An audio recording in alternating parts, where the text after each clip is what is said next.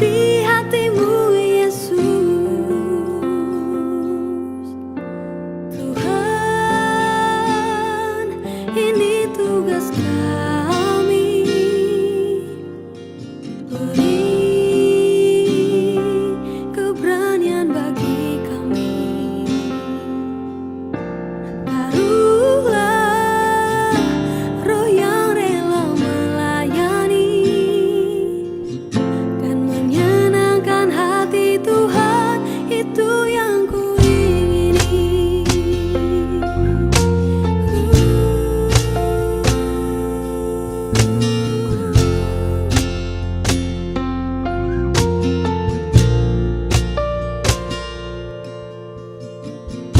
Berikan pada kami hati yang mengasihi jiwa-jiwa yang belum mengenal kasih Bapa. Mereka yang dalam gelap, mereka yang tersesat, hati kami bah seperti hatimu Yesus.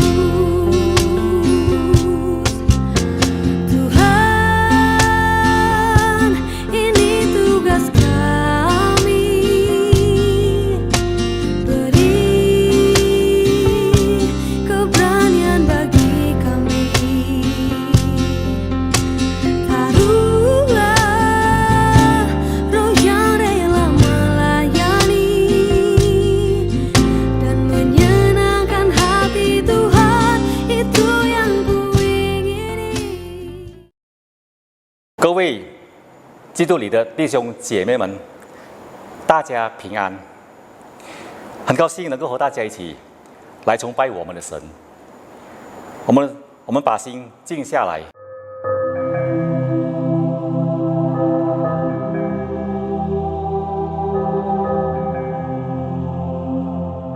阿门。因为耶稣用他的生命拯救了我们，我们要唱一首圣歌，为何我要歌颂耶稣，来荣耀他。圣教诗歌第40首诗歌，为何我要歌颂耶稣。Nyanyian ambil dari buku KPPK nomor 45. Ku bernyanyi puji Yesus.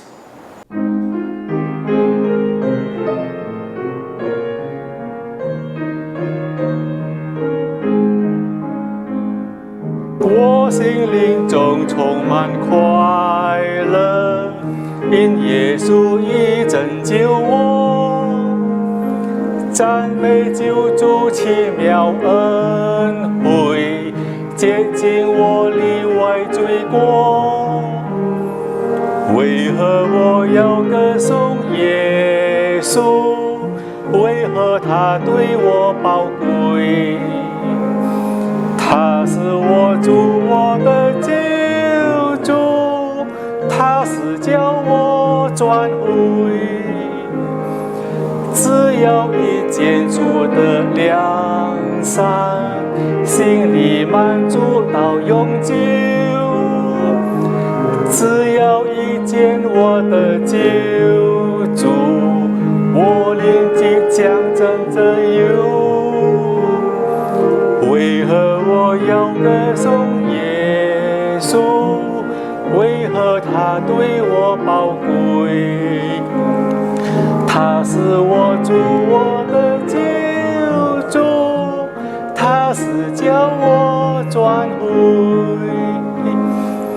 在万人中他最美好，他是玫瑰百合花，他是丰盛恩惠源头，恩典慈爱他慈祥。为何我要歌颂耶稣？为何他对我宝贵？他是我主，我的救主，他是叫我转回。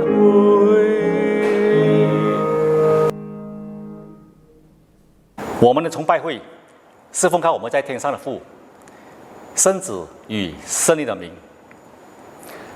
Kebaktian kita berlangsung dalam nama Bapa, Anak, dan Roh Kudus. Amin. Amin. Amin.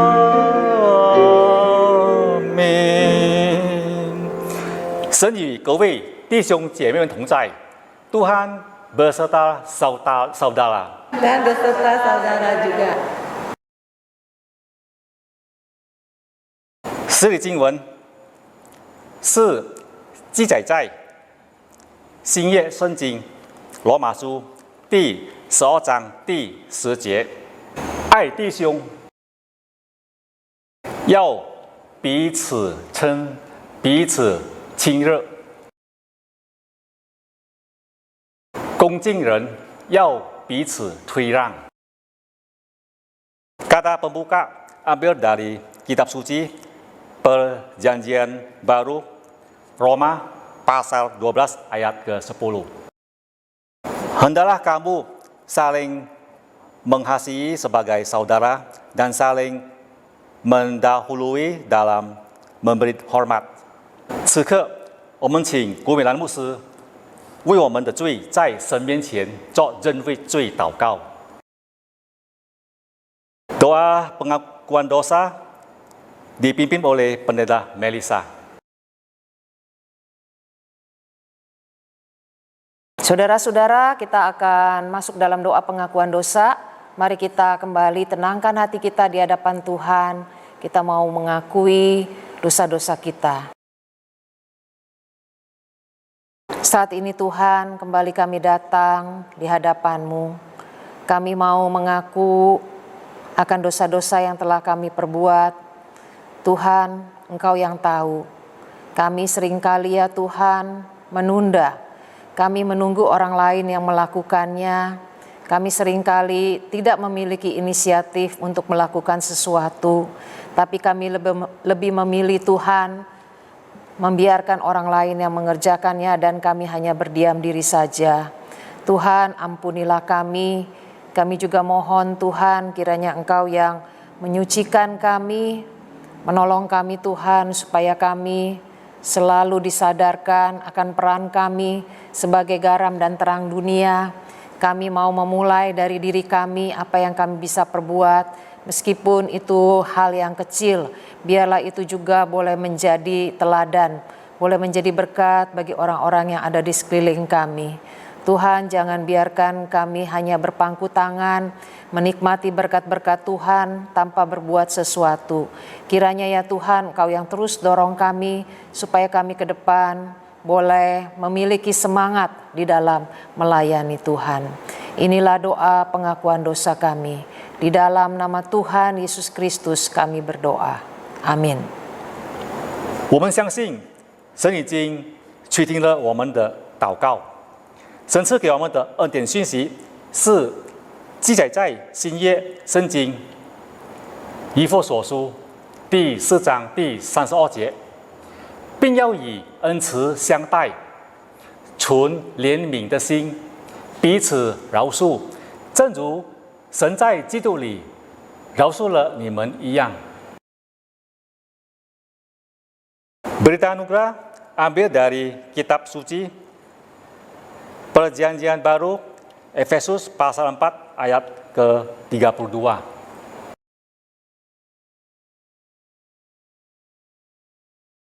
Tetapi hendaklah kamu ramah seorang terhadap yang lain, penuh kasih, mesra dan saling mengampuni, sebagaimana Allah di dalam Kristus telah mengampuni kamu.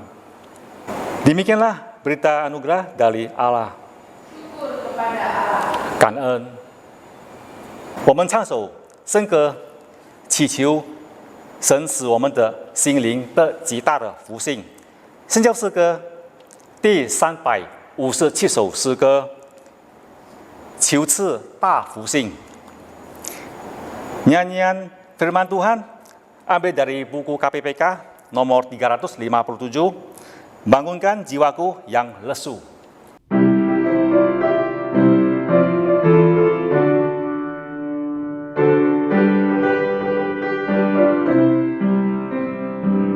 进来救你，耶稣我神，唯靠你宝贵圣言洪恩，愿我前功转身，梦随停兵，使我心灵的极大复兴，使我心灵的极大复兴，使我心灵的极大复兴，更求神灵进我心中掌权柄，并使我心灵的极大复兴，求赐神灵进我心深处，扫除一切杂灾与罪过，让你恩典全能灵动供求，使我心灵的极大复兴，使我心灵的极大复兴，使我心灵的极大复兴，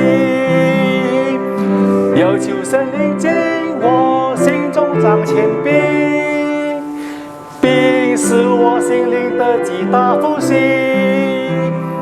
恳求主将圣心灵赐我，主我常靠主喜乐可乐，赐我力量生活常得生命，使我心灵的极大复兴，使我心灵的极大复兴，使我心灵的极大复兴，更求神灵进我心中掌权柄，并使我心灵的极大复兴。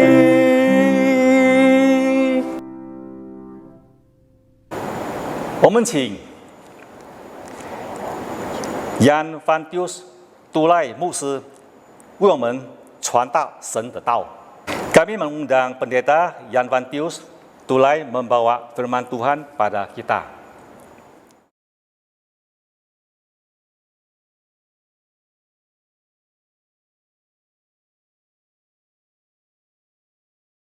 Shalom jemaat sekalian yang dikasihi Tuhan Yesus Kristus dimanapun saudara berada dan bisa menonton khotbah ini. Kita bersyukur kepada Tuhan kesempatan Tuhan berikan bagi kita untuk menyembah Tuhan, beribadah kepada Tuhan dan merenungkan firman Tuhan. Mari sebelum kita membaca dan merenungkan firman Tuhan, kita berdoa terlebih dahulu. Bapa di surga, Bapa dalam nama Tuhan Yesus, kami menantikan Engkau menyapa dan melawat kami melalui penguraian firman Tuhan ini. Urapi dan pakai hamba-Mu dalam menjelaskan firman Tuhan, memberkati Bapa sekalian, jemaat yang mendengar di rumah masing-masing, supaya baik yang berbicara maupun yang mendengar sama-sama diberkati, iman kami dibangunkan, keluaran kami dikuatkan, kami dituntun jalan kehendak Tuhan. Demi nama Tuhan Yesus penebusan juru selamat kami yang hidup, kami menyerahkan pembacaan firman Tuhan dan pemberitaan firman Tuhan saat ini. Amin. Jemaat sekalian yang dikasihi Tuhan Yesus Kristus, kita akan merenungkan satu tema firman Tuhan yang hari ini yaitu dimulai dari saya. Untuk itu kita membaca beberapa ayat firman Tuhan dari Roma pasal 12 ayat ke-10, kemudian ayat 10 dan 18, Filipi pasal 2 ayat ke-3, dan Lukas pasal 19 ayat ke-10. Roma pasal 12 ayat 10 berbunyi demikian. Hendaklah kamu saling mengasihi sebagai saudara dan saling mendahului dalam memberi hormat. Filipi pasal 2 ayat 3, dengan tidak mencari kepentingan sendiri atau pujian yang sia-sia. Sebaliknya, hendaklah dengan rendah hati yang seorang menganggap yang lain lebih utama daripada dirinya sendiri. Berikutnya 1 Yohanes 4 ayat ke-10, inilah kasih itu, bukan kita yang telah mengasihi Allah, tetapi Allah yang telah mengasihi kita, dan yang telah mengutus anaknya sebagai pendamaian bagi dosa-dosa kita. Kemudian Roma pasal yang ke-12 ayat ke-10, kan firman Tuhan. Hendaklah kamu saling mengasihi sebagai saudara dan saling mendahului dalam memberi hormat.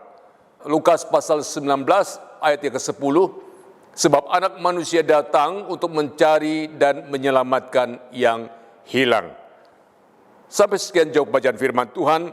Berbagai orang membaca firman Tuhan dan mengerti apa yang dibaca, dan lebih penting menerapkannya dalam kehidupan sehari-hari. Haleluya. Haleluya. Haleluya. Haleluya.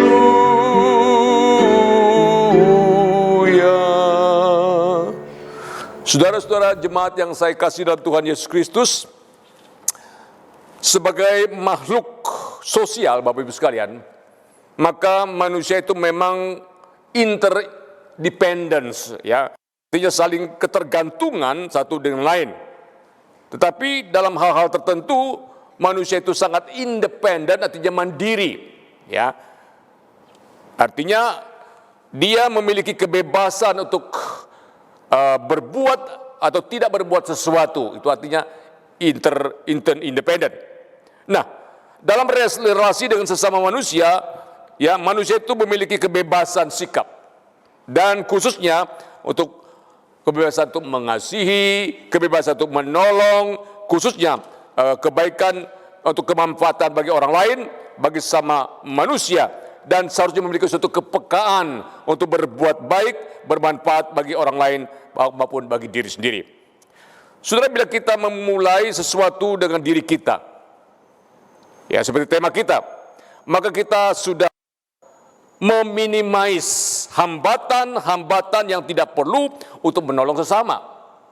Kan kita yang menjadi subjeknya, kita yang menjadi pemulanya, ya. Hambatan tinggal ada pada diri kita tentunya. Nah, begitu kita mulai melakukan sesuatu kebaikan, maka tidak ada lagi hambatan yang mengganggu kita. Dalam khotbah ini ada beberapa hal praktis yang bisa kita lakukan atas inisiatif kita, Bapak Ibu sekalian. Saudara, ada beberapa hal yang kita akan perhatikan. Yang pertama adalah bisa saling mendahului dalam memberi hormat. Itu dimulai dari diri sendiri. Perhatikan ayat firman Tuhan Roma pasal yang ke-12 ayat yang ke-10 berbunyi demikian. Hendaklah kamu saling mengasihi sebagai saudara dan saling mendahului dalam memberi hormat. Memberi hormat berarti suatu sikap yang rendah hati dan menganggap orang lain penting atau itu lebih penting dari kita dan memiliki harkat dan martabat yang harus diapresiasi. Lalu Filipi pasal 2 ayat 3 berkata, dengan tidak mencari kepentingan diri sendiri dan pujian yang sia-sia, Bapak Ibu sekalian, dikatakan di situ. Sebaliknya hendaklah dengan rendah hati yang seorang menganggap yang lain lebih utama daripada dirinya sendiri. Dalam suatu komunitas jemaat, Bapak Ibu sekalian, kalau setiap orang itu menonjolkan egoismenya, maka tidak mungkin terjalin suatu komunitas yang harmonis, yang indah, suasana yang kondusif. Nah, oleh karena itu, bila kita menganggap orang lain lebih penting daripada diri kita, itu artinya memberikan apresiasi kepada orang lain, penghormatan kepada orang lain. Dalam komunitas orang percaya, sikap saling menghargai dan saling menghormati itu sangat amat penting. Saudara, terus terang dalam hal memberi apresiasi, orang barat itu jauh lebih natural, jauh lebih spontan dalam memberikan apresiasi dibandingkan dengan orang timur.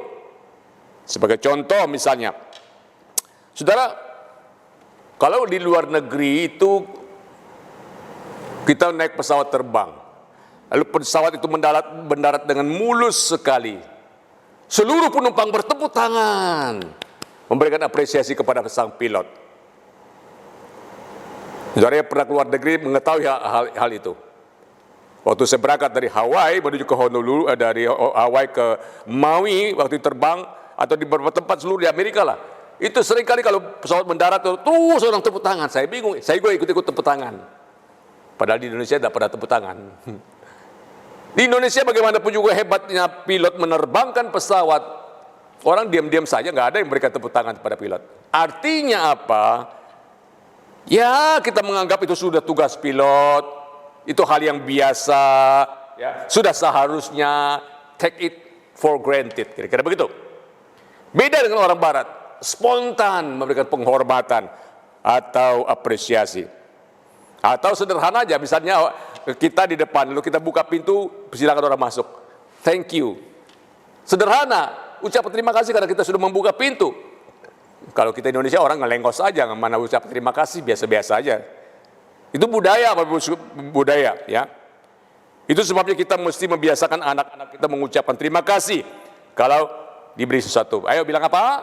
Terima kasih. Itu biasanya kita ajarin anak-anak. Karena apa? Untuk membiasakan diri. Saudara, saling mendahului dalam memberi hormat. Berarti inisiatif itu ada pada diri kita. Nggak tunggu orang lain, nanti orang hormat saya, baru saya hormat dia. Tidak. Kita tidak menunggu orang memberi hormat, tapi kita terlebih dahulu memberi hormat kepada orang lain. Sudah dapat dibayangkan betapa indahnya suatu komunitas kalau anggotanya terdiri dari anggota-anggota yang saling menghargai, saling menghormati satu dengan yang lain. Ya, itu yang pertama. Yang kedua adalah berinisiatif dalam memulai rekonsiliasi. Dalam Roma pasal 12 ayat 18 berkata begini, sedapat-dapatnya kalau hal itu bergantung kepadamu, hiduplah dengan perdamaian dengan semua orang. Saudara-saudara, namanya orang hidup ya, pastilah ya ada gesekan sedikit-sedikit satu dengan lain, termasuk antara suami dan istri, orang tua dengan anak, atau dengan saudara-saudara. Karena memang hidup ini penuh dengan dinamika. Nah, ketika konflik terjadi, pihak mana yang terlebih dahulu memulai rekonsiliasi, maka orang itu memiliki kerohanian yang jauh lebih baik. Perhatikan. Yang memulai rekonsiliasi, yang minta maaf bukan berarti bersalah loh. Tapi karena demi menjalin hubungan, demi rekonsiliasi Bapak Ibu sekalian, maka dia memulai, dan itu orang tersebut kerohaniannya jauh lebih baik. Saudara, biasanya orang lebih mempertahankan gengsi dan harga diri, ya, sehingga ya menunggu pihak lain yang memulai rekonsiliasi, barulah dia bereaksi setelah itu. Itulah sikap yang pasif, bukan sikap yang aktif. Mari kita mulai dengan diri kita, Bapak Ibu sekalian, ya, mulai menyapa, mulai minta maaf, mulai membangun hubungan, dan mulai rekonsiliasi dengan orang lain. Maka itu dimulai dengan diri, ya. Itu yang kedua. Yang ketiga, ya, saling menanggung beban. Dalam Galatia pasal yang kedua, 6 ayat kedua dikatakan apa? Bertolong-tolonglah menanggung bebanmu, demikianlah kamu memenuhi hukum Kristus. Saudara-saudara, hidup yang penuh dengan tantangan dan pergumulan itu membuat beban hidup makin berat. Masalah pandemi COVID-19 belum selesai, varian Delta, ada varian Omikron lagi sekarang yang tidak terdeteksi oleh antigen. Bayangkan, walaupun tidak terlalu berbahaya katanya. Itu membuat orang was-was. Ya, belum lagi masalah ekonomi yang ditimbulkan akibat COVID, ya. Ada banyak orang tidak memiliki lapangan pekerjaan. Ada banyak usaha-usaha bangkrut. Ada banyak usaha yang gulung tikar. Saudara, ada banyak orang yang menganggur dan tidak punya penghasilan. Belum lagi ancaman bencana alam, ancaman terorisme, yang buat orang banyak stres dan putus asa. Nah, disinilah fungsi komunitas gereja untuk apa? Untuk care dan share. Untuk peduli dan berbagi. Saling menanggung beban, tidak menunggu kita bebas masalah lalu kita bisa menolong orang lain. Tidak. Sementara kita sendiri punya masalah barangkali, maka pada saat yang sama kita bisa menjadi berkat bagi yang membutuhkan. Disitulah keistimewaan orang Kristen. Dan Tuhan bisa membalas kebaikan kita di kemudian hari dalam bentuk yang tidak kita duga. Saudaraku sekalian yang dikasihi Tuhan Yesus Kristus, salah satu fungsi komunitas gereja adalah care dan share. John C. Maxwell mengatakan, I don't care how much you know until you know how much you care. Orang tidak peduli berapa banyak Anda tahu, sampai orang tahu berapa banyak Anda peduli. Oh, ada banyak orang kesusahan, ada banyak orang putus asa, ada banyak orang menderita sakit, banyak anak-anak tidak bisa bersekolah, dan lain sebagainya. Ada kita sebagai orang percaya peduli dan berbagi kepada mereka. Dan Tuhan tanpa kita tahu, tanpa kita duga, dengan caranya bisa membalas dalam kehidupan kita masing-masing. Saudaraku sekalian dikasih Tuhan, saudara pernah tahu tidak kisah tentang segelas susu? Ceritanya begini. Suatu hari ada seorang anak lelaki miskin ya, yang pedagang asongan lagi begitu ya. Dia ada pedagang asongan dari pintu ke pintu, ya, menemukan orang membeli dagangannya, dan sisa uang yang ada di kantongnya hanya beberapa sen saja. Anak lelaki tersebut memutuskan untuk minta makanan di sebuah rumah, tapi dia sungkan.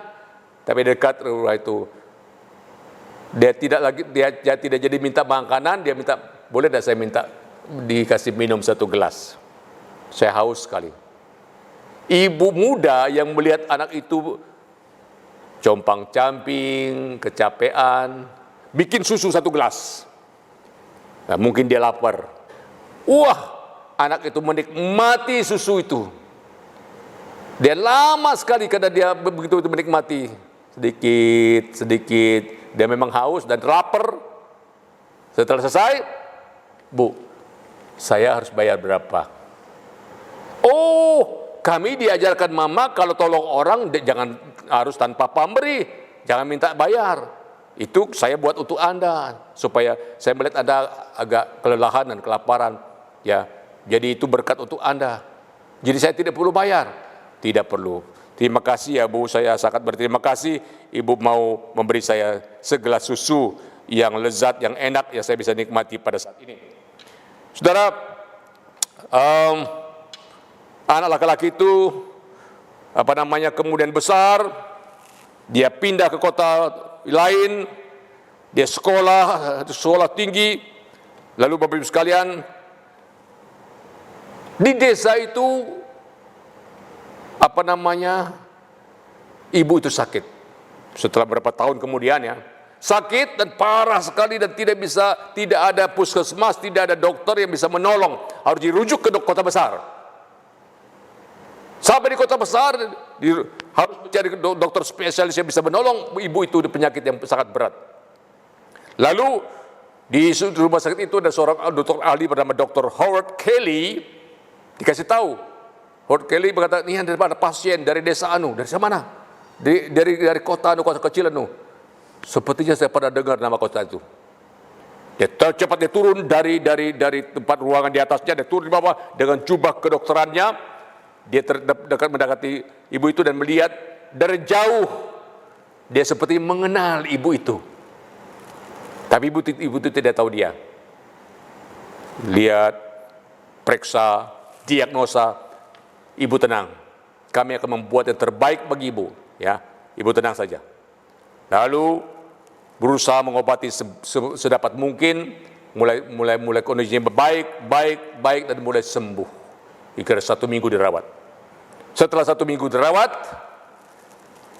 Dr. Howard meminta nota. Mana nota rumah sakit? Berikan kepada saya.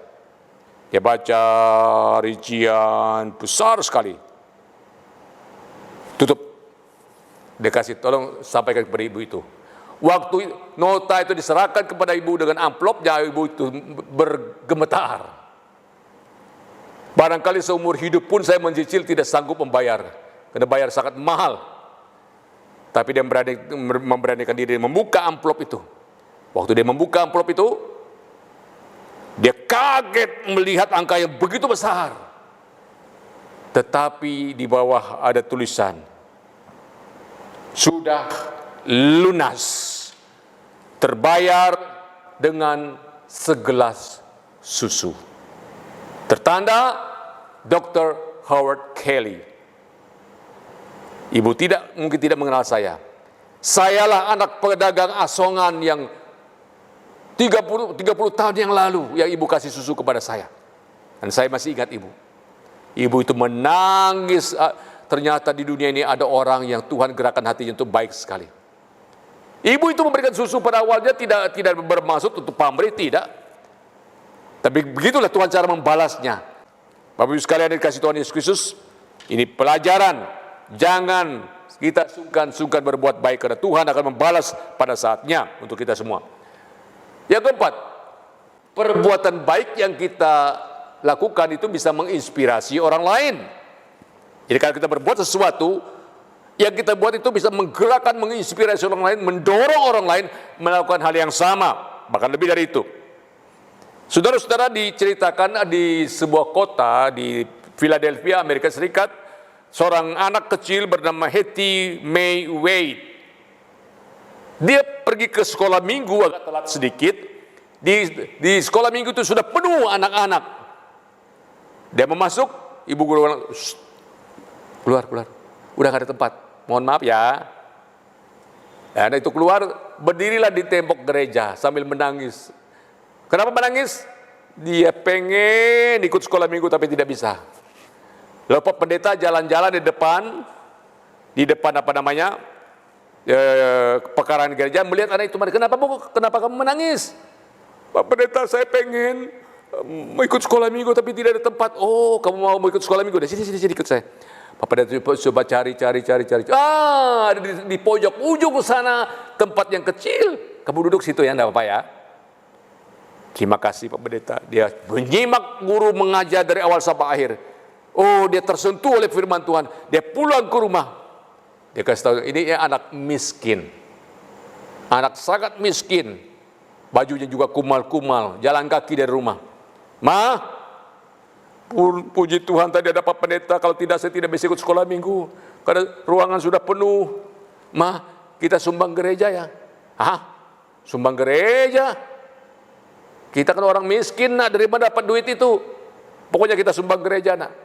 Ya udah, kalau Tuhan memberkati kita, nanti kita kasih gereja. Saudara tahu? Singkat cerita, kira-kira 2 tahun kemudian, ya Katie ini meninggal dunia karena sakit.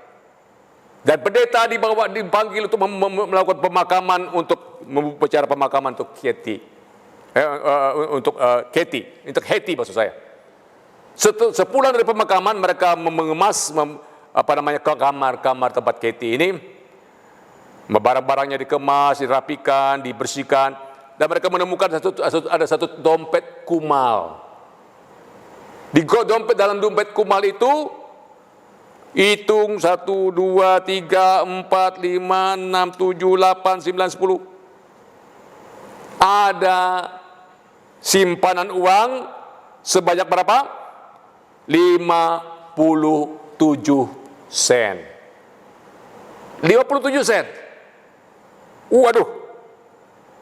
Lalu ada catatan kecil. Uang ini untuk sumbangan buat gereja, untuk membangun gereja. Ternyata selama 2 tahun itu, dia dapat uang 1 sen, dia kumpul. 1 sen, dia kumpul. Untuk sumbang gereja. Orang melihat catatan kecil daripada Hattie ini menangis luar biasa. Kok anak miskin punya hati untuk gereja? Lalu berita itu didengar oleh seorang developer terkenal, seorang konglomerat, orang kaya. Dan itu berita itu viral kemana-mana.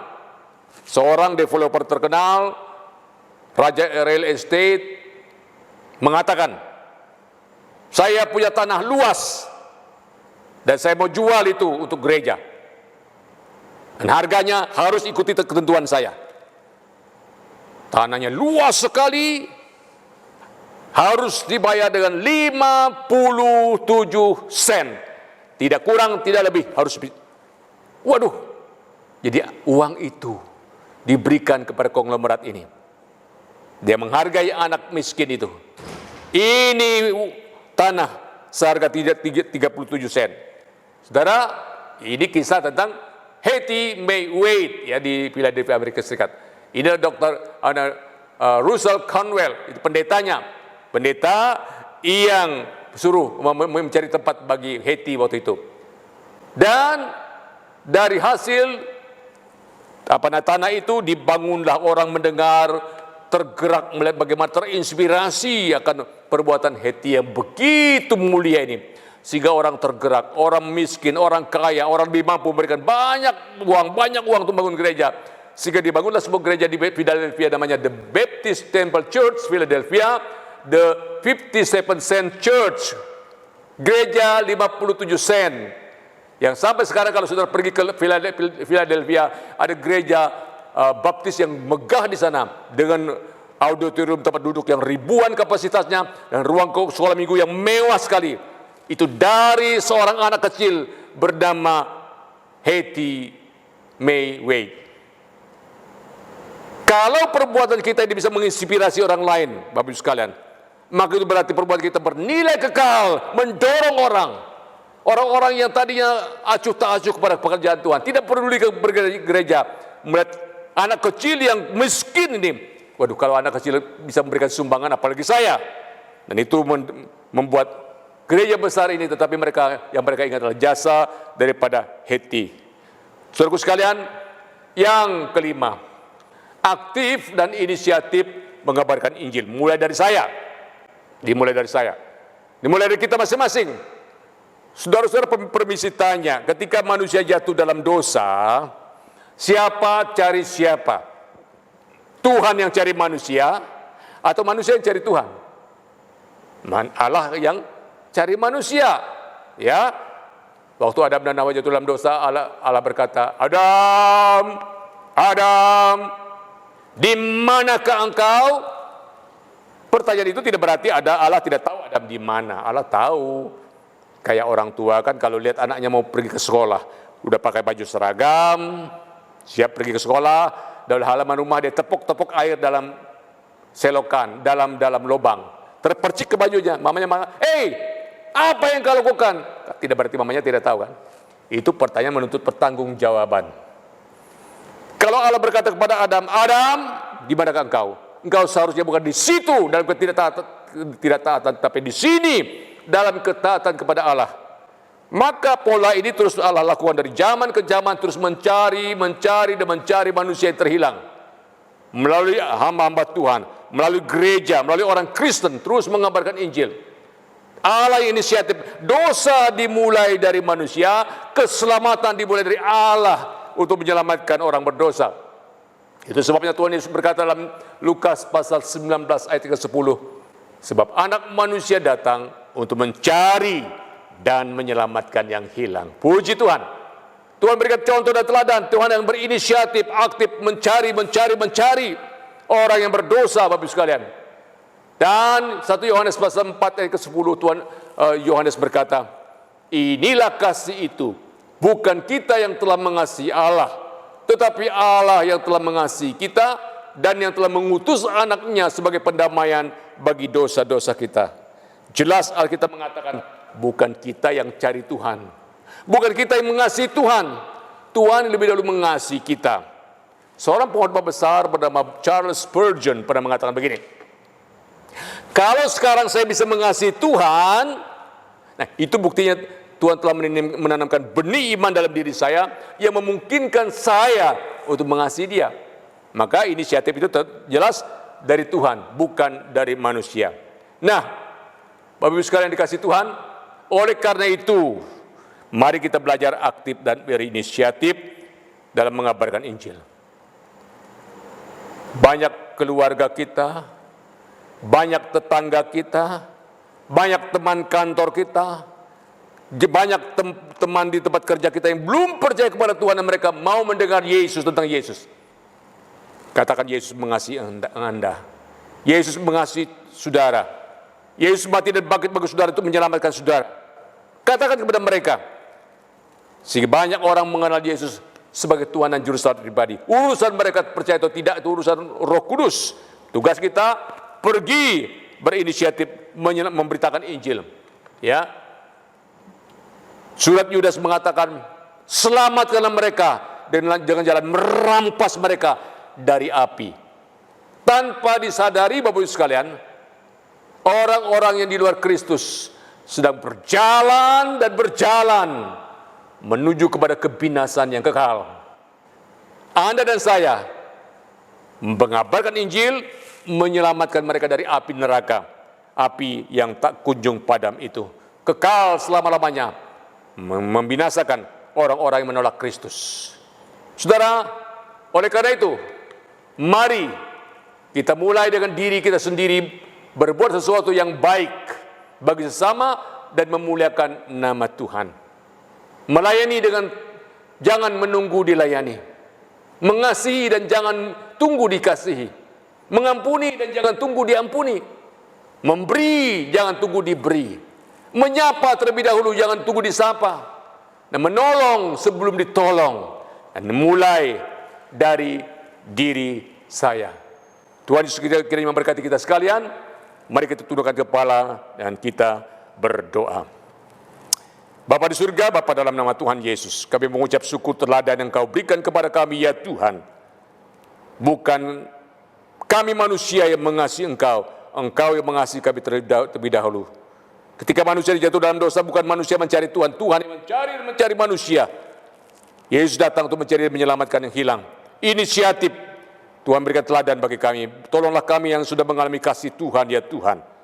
Boleh mulai dari diri kami untuk mengasihi, untuk melayani, untuk mengampuni, untuk menolong sesama yang membutuhkan, sehingga mereka boleh mencicipi dan merasakan anugerah Tuhan. Berkati setiap jemaat yang mendengarkan khotbah ini, Engkau menyentuh hati kami, menggugah kami, membangun iman kami, supaya hidup kami berguna di tengah-tengah dunia yang singkat ini. Terpujilah nama-Mu ya Tuhan. Demikian kami mohon berdoa demi nama Tuhan Yesus, penebus dan juru selamat kami yang hidup. Haleluya. Amin.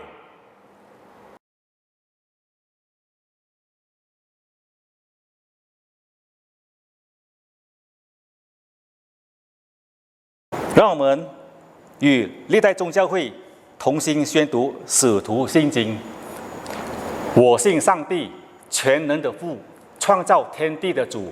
我信我主耶稣基督，上帝的独生子，因圣灵感孕，由童贞女玛利亚所生，在本丢比拉多手下受难，被钉于十字架，受死、埋葬，降在阴间。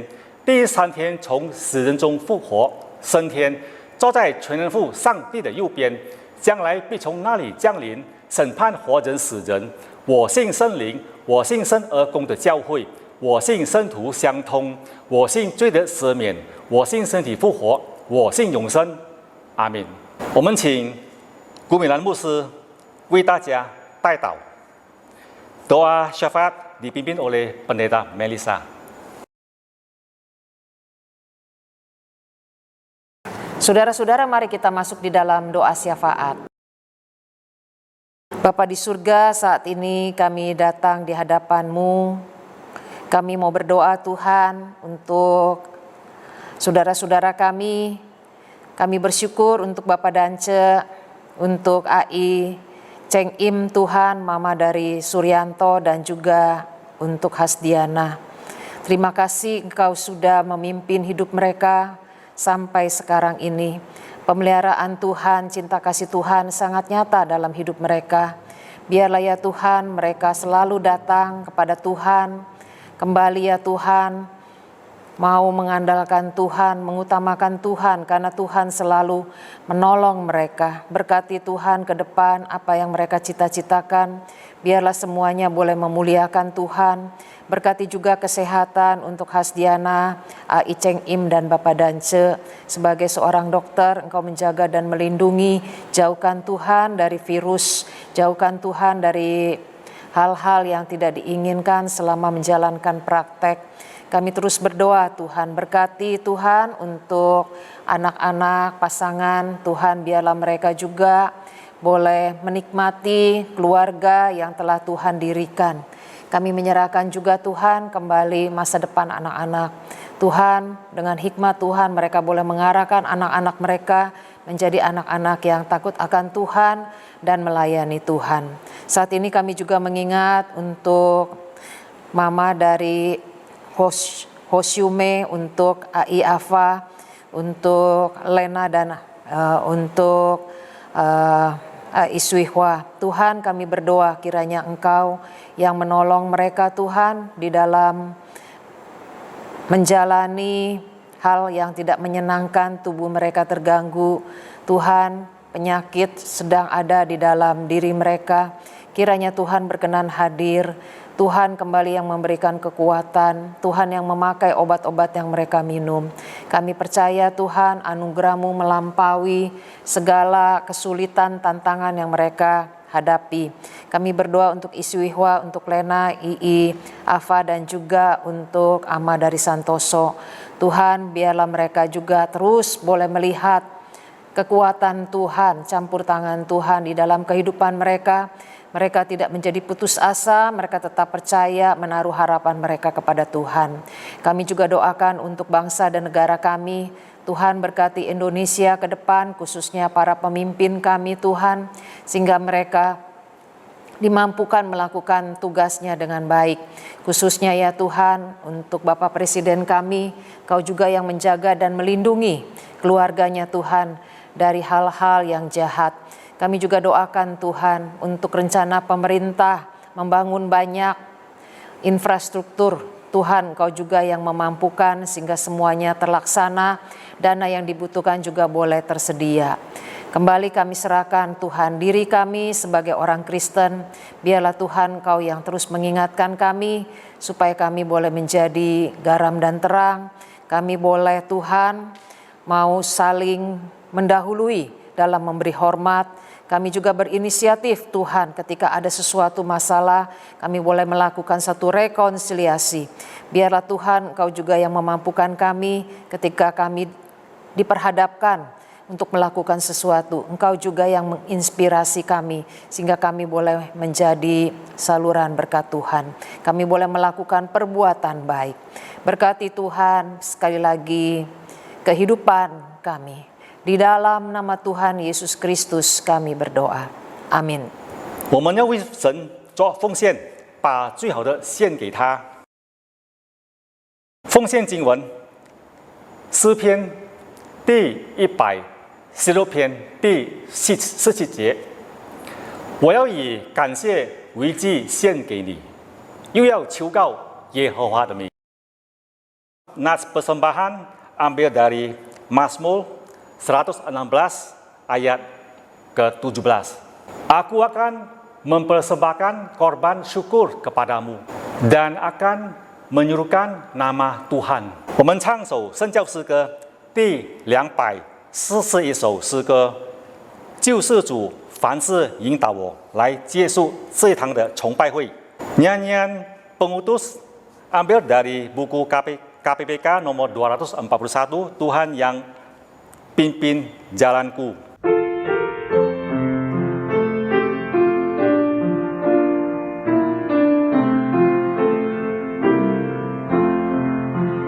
救世主凡心引导我，我何须别有所求？主怜爱我何用多疑？我一生蒙主眷佑，经营心向天上平安，蒙安慰何等喜乐！我深知无论于何时，主必为我安排妥。我深知无论于何时，主必为我安排妥。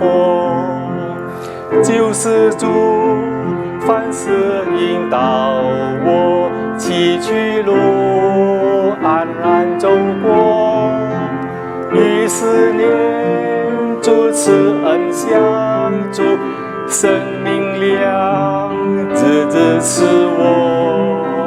我不虑虽困倦无力，我心里虽可难明，但我见你旁显我前，快乐泉源永不停。但我见你旁显我前，快乐泉源永不停。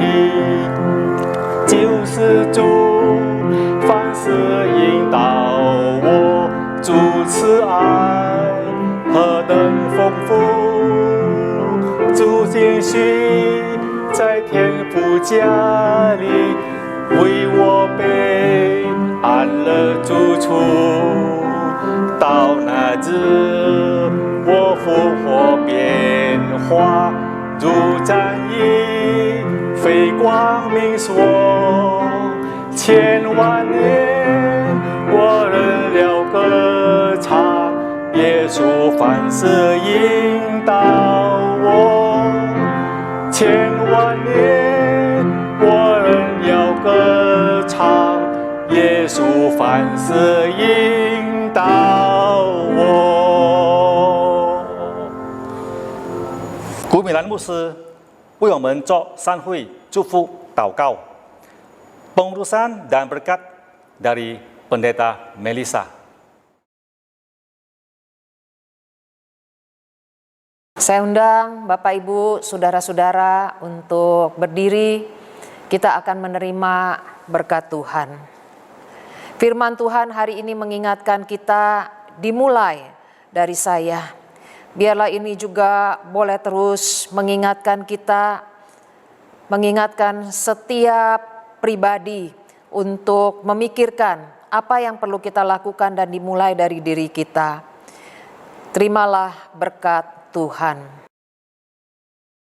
Kasih karunia dari Tuhan Yesus Kristus yang sudah berinisiatif memberi dirinya menjadi korban yang sempurna.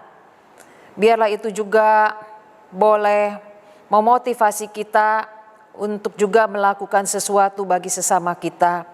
Cinta kasih dari Allah Bapa, persekutuan, penghiburan, kekuatan dari Allah Roh Kudus senantiasa kita rasakan begitu dekat di dalam hidup kita, bahkan ada di dalam hati kita, memberi kepada kita penghiburan dan juga menguatkan kita di dalam kita menjalani kehidupan yang memang tidak mudah, namun percaya anugerah Tuhan melampaui tantangan yang ada. Diberkatilah engkau dari sekarang sampai selama-lamanya. Amin. Haleluya, haleluya, haleluya, haleluya, haleluya, amin, amin, amin. Kebaktian selesai. Biarlah kita boleh menikmati Tuhan yang ada di dalam kehidupan kita. Amin.